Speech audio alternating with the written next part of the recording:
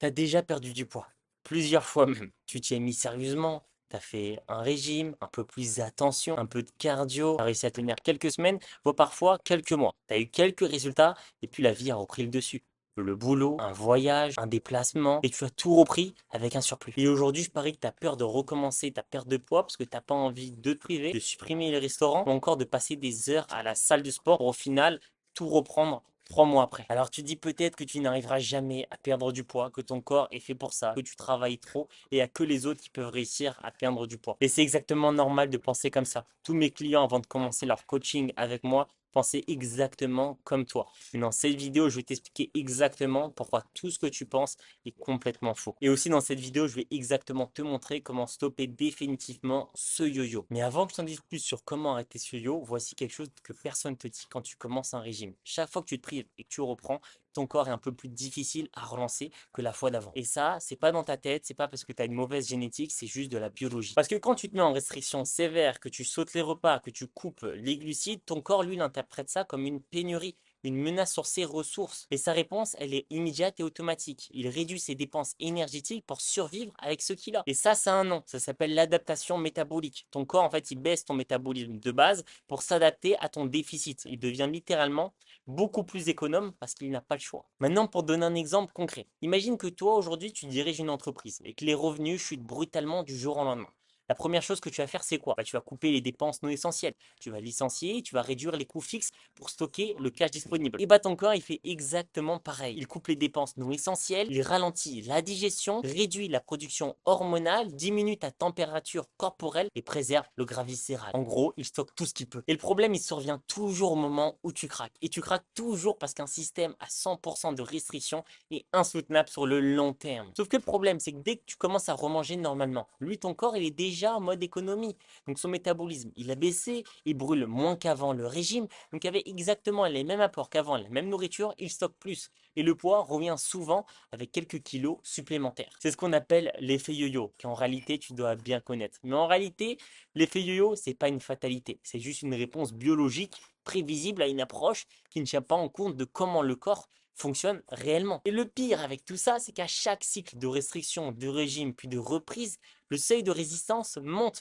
Ton corps, lui, il a enregistré la menace. Donc à chaque fois que tu vas retenter ton régime, il se prépare encore mieux la prochaine fois. Il toque encore plus vite et il lâche encore plus lentement. C'est pour ça que ton premier régime a sûrement marché relativement bien, mais que le suivant ont été de moins en moins efficaces. Ton corps, il est vraiment pas bête. Il apprend. Donc si à chaque fois que tu fais un régime, tu reprends tout, c'est pas parce que tu manques de discipline, ça c'est des fausses excuses. C'est juste que la méthode que tu as essayée, elle-même, elle est programmée à la reprise. Elle crée exactement les conditions pour que tu reprennes tout ton poids derrière. Mais voilà là où ça devient encore plus intéressant, parce qu'il y a un deuxième facteur qui amplifie ce premier mécanisme. Et lui, il vient de quelque chose que tu fais tous les jours sans même t'en rendre compte. Dis-moi si ça te parle. Tu rentres le soir après une longue journée de boulot, tu es complètement épuisé, et pourtant, tu as une faim incontrôlable. Tu craques sur des choses que tu n'aurais pas touchées le matin. Du sucre, du gras, des choses rapides. Et après, tu culpabilises. Et ça, encore une fois, ce n'est pas un manque de volonté, c'est de la chimie. Parce que toi, ce que personne te dit, c'est que ton travail à haute responsabilité, qui te prend énormément de temps, il génère du cortisol en permanence. Sauf que le cortisol, c'est l'hormone du stress. Elle permet de rester en alerte, de gérer les crises, de prendre des décisions sous pression. C'est utile. Le problème, c'est quand elle est élevée de façon chronique sans jamais vraiment redescendre. Parce qu'un cortisol chronique fait une chose très précise sur ton appétit. Il dérègle les deux hormones qui contrôlent ta faim. Donc la gréline, celle qui déclenche la sensation de faim, elle explose. Et la leptine, celle qui dit à ton cerveau que t'es rassasié, elle chute. Résultat, tu peux terminer un repas complet et avoir encore faim 20 minutes après. Pas parce que tu manques de volonté, encore une fois, pas parce que tu es différent. C'est juste parce que ton cerveau ne reçoit pas les signaux de satiété. Il continue en permanence à réclamer. Et ça, c'est exactement ce qui se passe lors d'une nuit de mauvais sommeil. Et le cortisol élevé, lui aussi, dégrade directement la qualité de ton sommeil. Donc le cycle s'auto-alimente. Mais ce n'est pas tout. Ce cortisol, il est vraiment vicieux.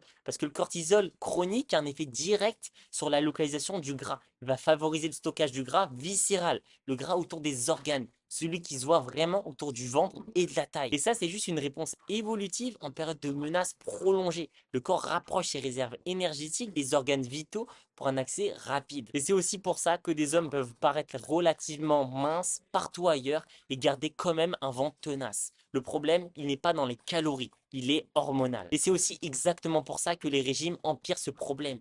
Un régime sévère, il est vraiment vécu par le corps comme un stress supplémentaire. Il va faire monter le cortisol qui renforce le stockage viscéral, ce qui rend le ventre encore plus résistant pendant que toi, tu te prives de plus en plus sans même te rendre compte et sans comprendre pourquoi ça ne marche pas. Est-ce que tu comprends comment ces deux mécanismes se combinent? L'adaptation métabolique du régime réduit ce que tu brûles, le cortisol du boulot et des régimes oriente le stockage vers le ventre et dérègle ta faim. Les deux, essentiellement, créent un environnement où perdre du gras durablement est biologiquement très difficile, voire impossible, peu importe ta volonté au départ. Et maintenant, il y a un troisième facteur à comprendre, celui qui explique exactement pourquoi les hommes qui arrivent à perdre du poids finissent par reprendre, même longtemps après, et c'est le plus important à comprendre. Le troisième facteur est celui que j'aurais voulu comprendre beaucoup plus tôt, parce que les deux premiers que je viens de t'expliquer, l'adaptation métabolique et le cortisol, ils expliquent précisément pourquoi tu reprends pendant le processus. Mais le troisième que je vais t'expliquer explique pourquoi tu reprends même quand tout allait bien, même des mois après avoir atteint ton objectif. Et tant que tu ne règles pas ça, la reprise, elle est inévitable, pas probable, inévitable. Mais avant que je t'explique le troisième facteur, si tu te reconnais en tout ce que je viens de dire, dans la description, je t'ai mis un lien Calendly. C'est pour réserver un call directement avec moi d'une trentaine de minutes pour comprendre exactement ton niveau de crash métabolique, ta situation et voir concrètement si je peux t'aider à sortir de cette boucle définitivement. Ça ne t'engage vraiment à rien. Tu as le lien dans la description. C'est directement avec moi et ça me ferait vraiment plaisir de discuter avec toi et comprendre concrètement comment je pourrais t'aider. Maintenant, voilà ce que personne te dit après une perte de poids réussie. Perdre du poids, ça ne suffit pas. Parce que si tu n'as pas remis ton métabolisme dans les bonnes conditions pour fonctionner, ton corps va chercher à revenir à son poids d'équilibre. Et ça, c'est pas parce que ton corps est contre toi, c'est juste parce que ton corps, il a ce qu'on appelle un set point. C'est un poids de référence autour duquel il régule tout. Et si ce set point n'a pas changé, il ramène tout vers lui. Je l'appelle le crash métabolique. Et là, tu te demandes peut-être, c'est quoi encore ce crash métabolique? C'est très simple, je t'assure. Le crash métabolique, c'est seulement l'état dans lequel se trouve un corps qui a subi des mois ou des années de stress chronique combiné à des cycles de restriction. Un corps en mode suivi permanent. En gros, c'est exactement ce que tu as fait pendant des années. Et dans cet état, le corps, il a recalibré tous ses paramètres vers le bas. Métabolisme réduit, hormones déréglées, seuil de stockage abaissé, capacité de récupération diminuée. Et même si tu perds du poids dans cet état-là, ton corps considère ce poids perdu comme une menace sur ses réserves. Donc il va tout faire pour les reconstituer dès que la pression relâche. Et pour donner un exemple plus concret, c'est comme un thermostat réglé à 22 degrés. Tu peux ouvrir les fenêtres en hiver, la température elle va baisser temporairement. Mais dès que tu refermes les fenêtres, le système revient à 22 degrés. Parce que c'est sa consigne. Donc tant que tu n'as pas changé la consigne du thermostat, tu peux faire autant d'efforts que tu veux, la reprise est programmée. Et bien là, c'est exactement la même chose pour ton corps. Et changer ses consignes, c'est ce que j'appelle le reset métabolique. Et ça ne passe pas par plus de privation ou plus de sport. Ça passe par trois choses dans l'ordre. Le premier, c'est réguler le cortisol le soir. Et pour ça, c'est pas compliqué. Tu dois juste avoir un protocole de 5-10 minutes le matin ou avant de dormir qui va te permettre d'activer le système nerveux parasympathique. Et je peux t'assurer que juste avec ça, le cortisol commence à descendre. Le corps reçoit le signal que la journée est terminée et que la menace est passée. Le deuxième, c'est de protéger le sommeil profond. Pour ça, je te conseille de ne pas utiliser d'écran 15 à 30 minutes avant de dormir. Il faut savoir que la lumière bleue, elle supprime directement la mélatonine. Ce n'est pas une recommandation générale de bien-être, mais c'est un des leviers les plus simples pour relancer la régulation hormonale nocturne. Et le troisième, c'est une alimentation qui envoie un signal d'abondance. Pas de restrictions sévères, pas de saut de repas de 1000 calories par jour,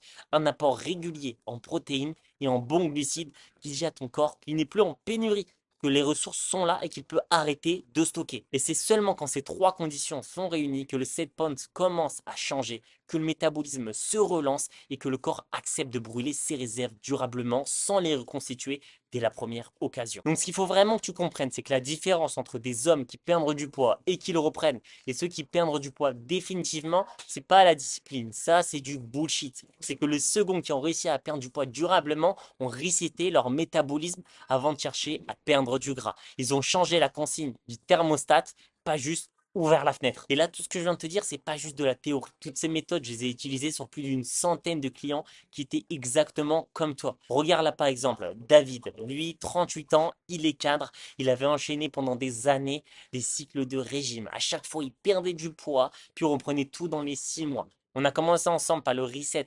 métabolique. Son cortisol a baissé, son sommeil s'est régulé. On a mis en place une alimentation flexible, sans restriction, sans faire du cardio forcé, en moins de 2 heures de sport par semaine. Et en 4 mois, il a perdu 11 kilos sans jamais le reprendre. Ou encore, si je te montre un deuxième exemple, là, Jonathan, pareil, entrepreneur. Toutes les semaines, il était en déplacement, pas de cuisine, pas de salle, il devait s'entraîner à la maison. Et il était choqué parce qu'avec le protocole que j'ai mis en place, il a perdu 8,5 kilos sans cuisiner, en mangeant au restaurant, sans se priver. Et ça, c'est pas parce que j'ai mis en place un régime miracle, mais parce que son métabolisme fonctionnait enfin dans le bon sens. Donc si toi aussi tu pourrais apprendre comment tu pourrais reset ton métabolisme, relancer ta perte de gras durablement pour de bon, sans jamais le reprendre, encore une fois, dans la description, tu as un lien Calendly pour réserver un call avec moi. Tu peux aussi aller sur mon Instagram, Elliot Zako, pour checker mon contenu, mes réels. Je partage beaucoup de valeurs. Donc merci à toi et on se retrouve demain pour la prochaine vidéo.